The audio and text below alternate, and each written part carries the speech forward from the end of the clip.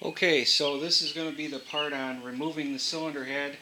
I'm going to show you a few steps that really speed it up, make it easy. First of all, the um, camshaft valve cover can be removed really easily if you use a drill to just take out all the bolts. You can do it real quick. Just get them out real fast that way. You don't want to put them back in this way though.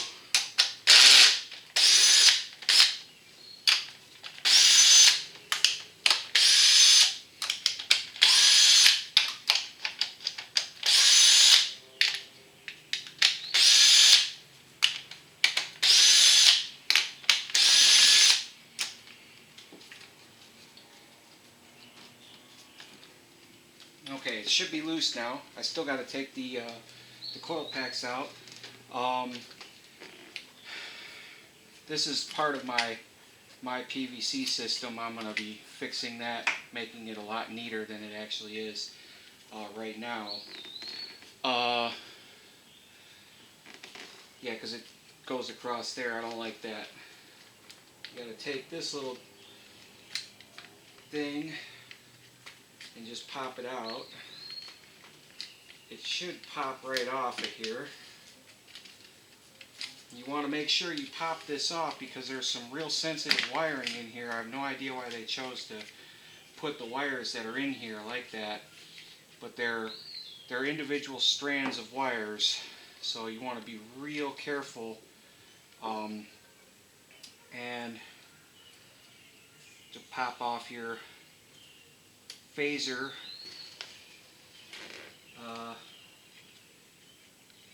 Forgot how these pop off.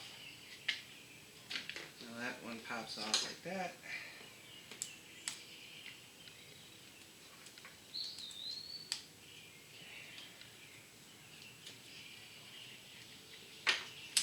Pop that off. Then remove your pickup and your thermostat control temperature. That one just pops off like that. And then remove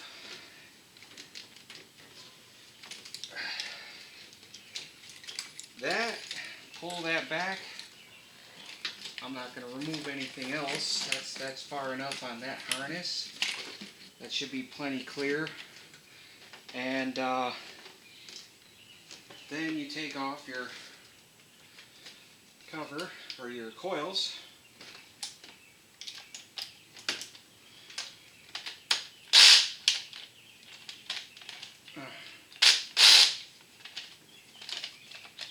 Requires more torque than this drill can provide. Oh, wait a minute.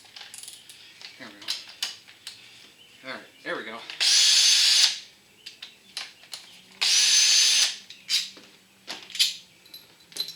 Pull your coil out.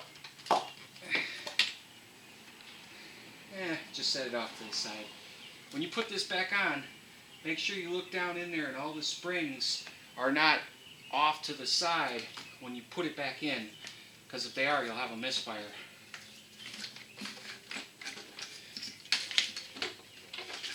And then make sure you didn't miss any bolts like I did. Or I probably just didn't loosen it all the way up. Okay. And then just tip that forward and pull it off with the gasket.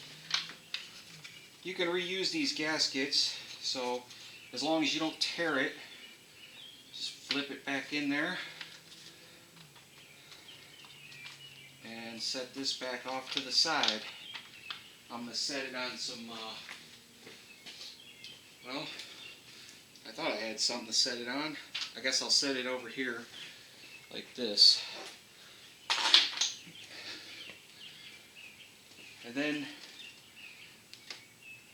good. Then you got the cover off. It's pretty straightforward. Boy, that oil is just dying to get out of that cover.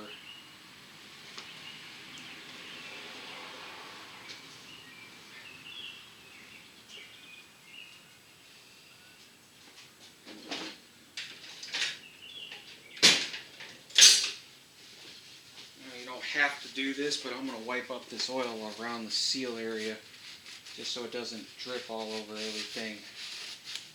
My engine bay is fairly clean, so I like to try to keep it that way by removing all of the oil from that seal area so it doesn't leak down. Alright, drip off. Now the next hardest part about removing this cylinder head is the front cover. Now you can remove this cylinder head without removing the front cover. However, I think I'm going to remove the front cover. I haven't fully decided yet.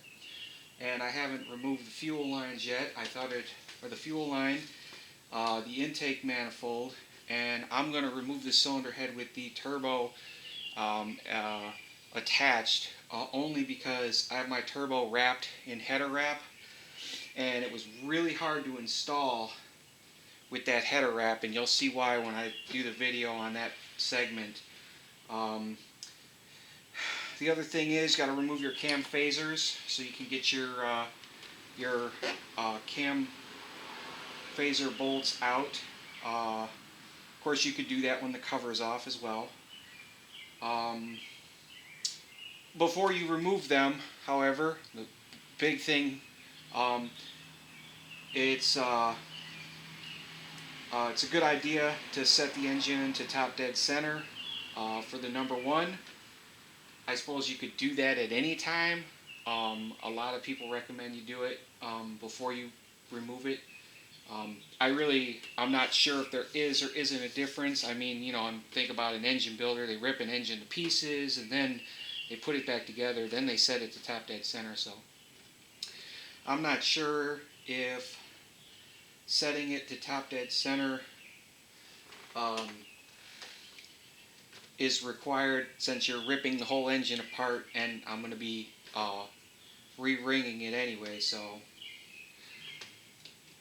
probably just set it there just to keep you in the habit of doing it, which is what I'm going to do. I'm going to set it there. I have to drain the oil out yet. I haven't done that either. I have to make sure there's no fuel pressure before removing the fuel line. That's easy. Just pull the Schrader valve cap off and push down on it and relieve the pressure into a towel, you know, and then remove the line. I wish I had a way to cap the line. I'm just gonna tie it back over there, and then you can remove your intake. I might actually leave the intake on and pull it out whole. I don't know. I haven't decided yet. These are just options, you know, some of which make it easier or harder, depending on which way you're going. Like I said, one of the hardest things to do is remove the front cover. And you really should remove the front cover, but you can pull the cylinder head out without removing the front cover. It's a little tricky, but you can do it. There's a